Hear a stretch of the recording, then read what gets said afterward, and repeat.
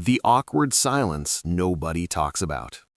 You know that weird moment when you're standing next to someone and you want to say something, but your mind suddenly turns into an empty white screen?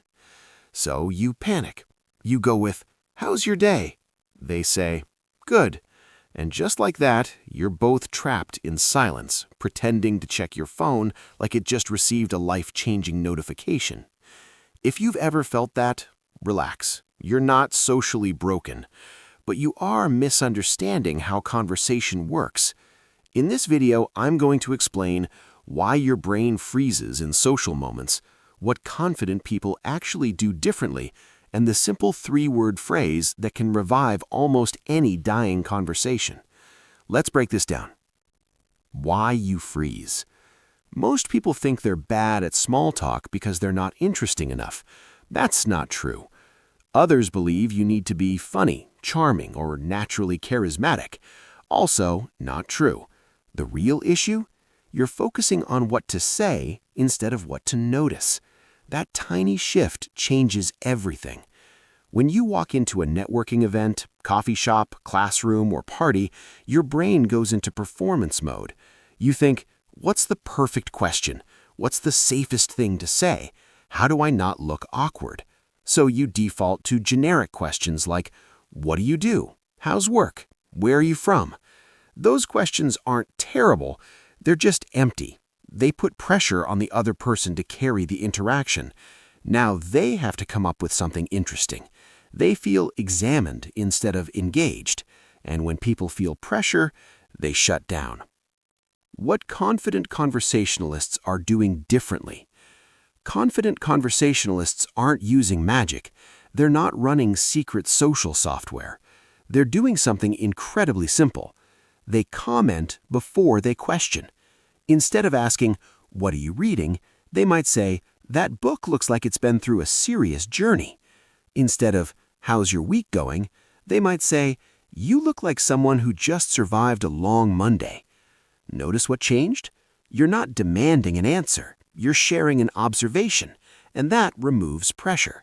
Now they can agree, disagree, explain, or laugh, but they don't feel interrogated. The real formula.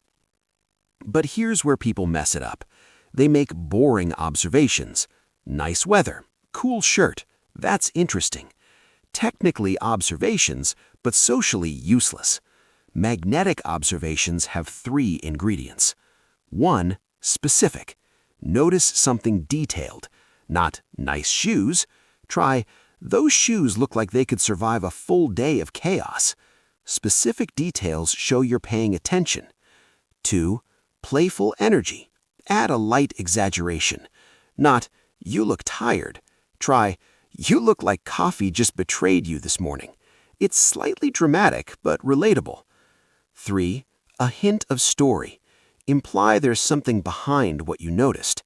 That laptop has definitely seen some late-night deadlines.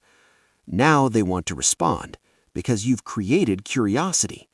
When you combine these three, something interesting happens. People naturally fill in the story, and suddenly you're not making small talk, you're building connection. Taking it further, let's say someone is holding three completely different types of books. You could say, "That's either the most adventurous reading list I've ever seen, or you're shopping for three very different personalities." They'll laugh. They'll explain. Now you're inside a real conversation, and you can layer it. So you're the thoughtful gift giver or trying to win favorite family member status. See what's happening? You're building momentum instead of restarting the engine every 30 seconds. The key is reading their response. If they give short answers, keep it light and brief. If they lean in, build on it. You're not forcing energy, you're matching it. The three-word phrase.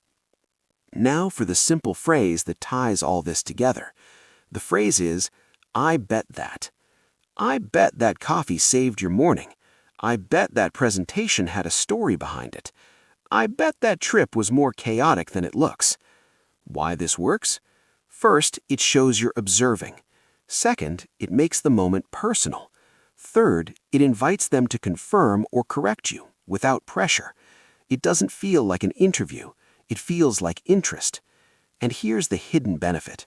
When you start with "I bet that," your brain is forced to look for something specific. You can't be generic anymore. You have to notice.